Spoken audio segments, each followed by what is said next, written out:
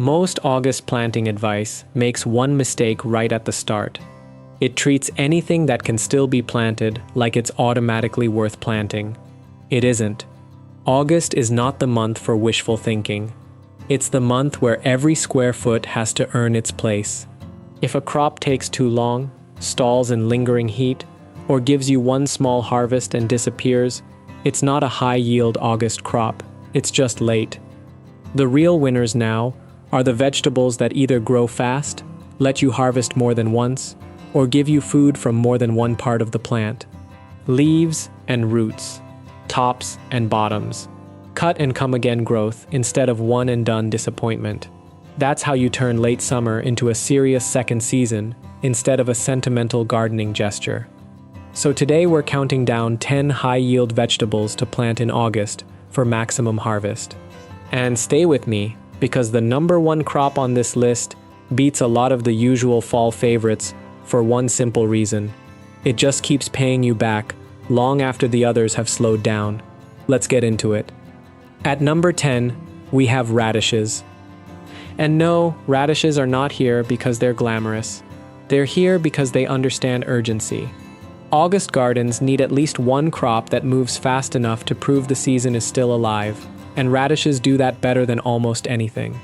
Many varieties are ready in roughly 25 to 40 days. That's fast enough to fit into almost any realistic late summer window, and fast enough to let you replant again if you want a second round. What makes radishes high yield isn't just speed, it's turnover. They free up space quickly, they don't ask for much room, and the greens are edible too if you harvest them young.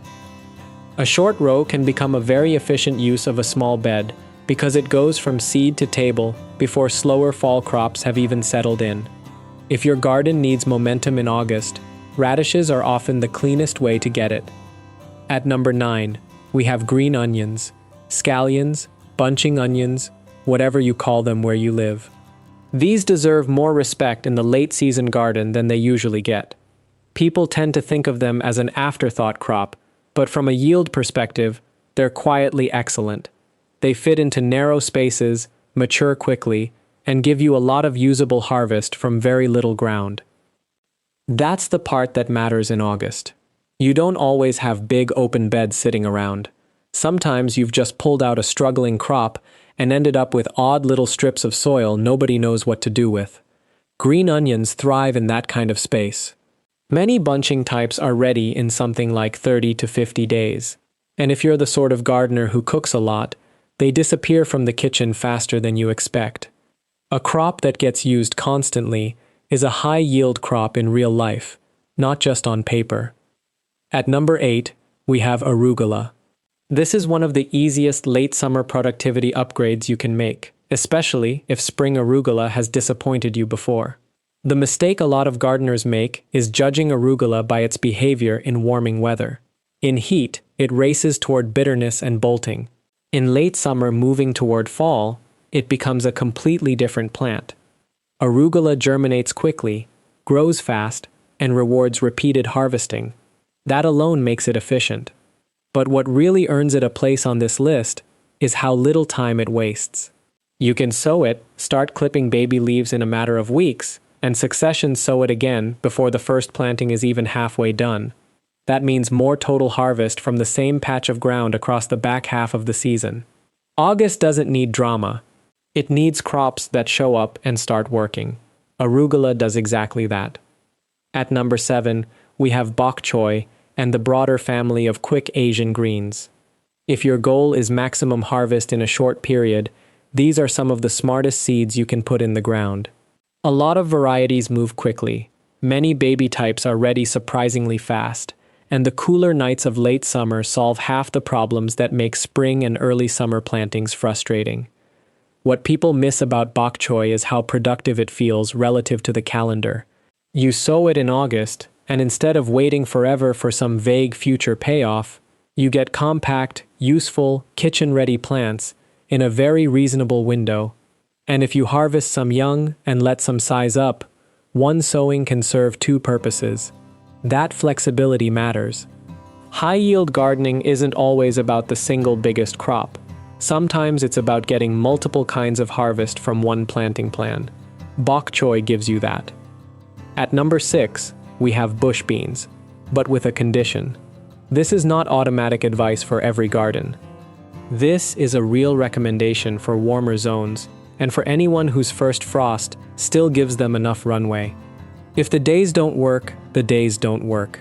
But when they do, a late planting of bush beans can be one of the most productive August moves on the board.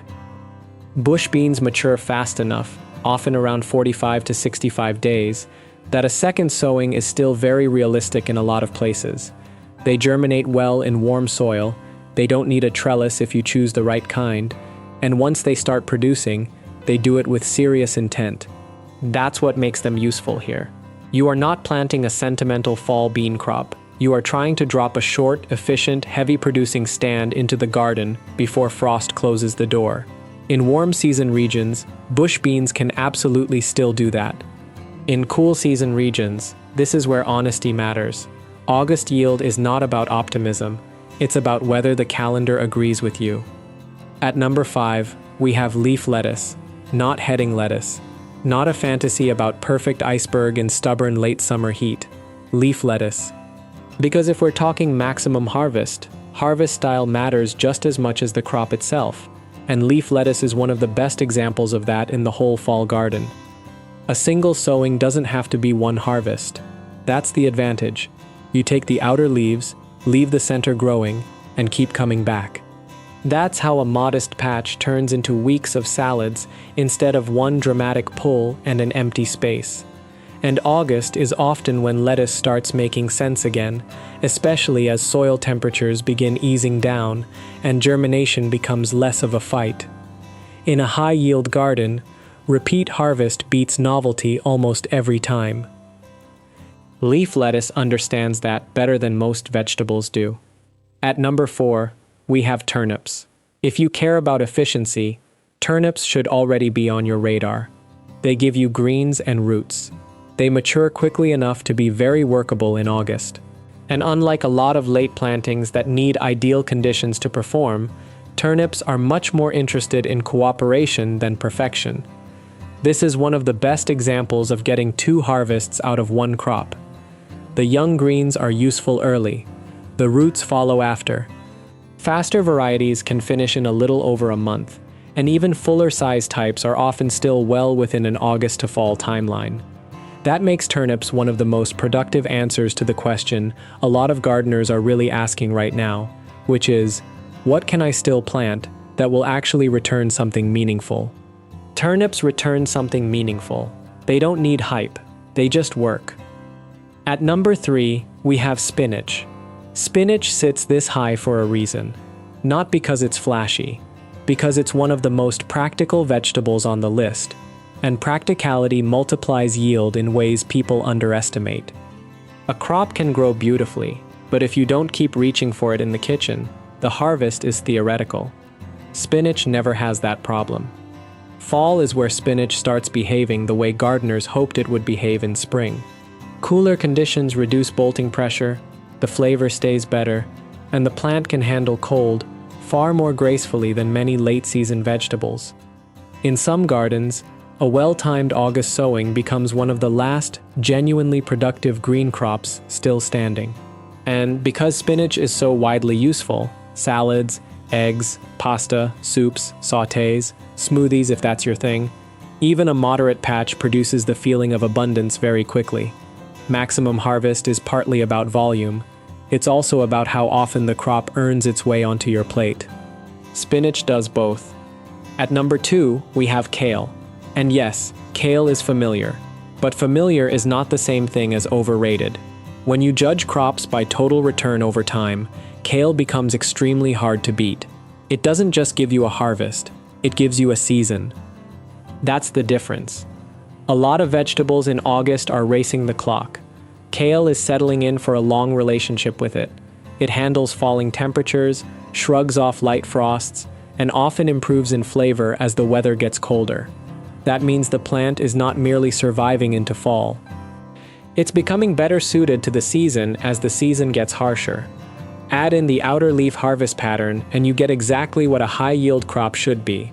Dependable production from one planting over an extended stretch of time. If you're planting for maximum return, kale doesn't need a sales pitch. The math already likes it. And finally, at number 1, we have Swiss chard. This is the crop that wins the maximum harvest argument more often than it gets credit for. If kale is the long-haul worker, Swiss chard is the machine that never seems to get tired. It produces a lot of edible leaf mass, it tolerates a wider range of conditions than people expect, and it keeps giving if you harvest it correctly. That's why it belongs here. You don't need a giant bed of Swiss chard to feel like you're harvesting constantly. You take the outer leaves, leave the center intact, and the plant just keeps rebuilding, again and again, through warmth, through cooling nights, through the awkward in-between part of the season where more delicate crops start negotiating, and chard just keeps moving. It's also one of the few crops that can bridge summer into fall without acting offended by either one. For an August planting, that matters. And there's another reason it takes the top spot. High-yield gardening isn't only about speed, and it isn't only about raw tonnage. It's about reliability over time. It's about how often a crop turns into an actual meal. It's about whether that patch of garden stays useful week after week, instead of giving you one nice moment and then disappearing. Swiss chard is one of the best vegetables in the entire garden at doing exactly that. One planting can keep producing far longer than people expect, and that's what maximum harvest really looks like. So if you're planting in August, stop asking what can technically survive and start asking what will truly produce. Fast crops, repeat harvest crops, dual-purpose crops, vegetables that fit the remaining season instead of fighting it. That's the whole game now. If you choose well, August doesn't feel like the end of the garden. It feels like the point where the smart harvest starts,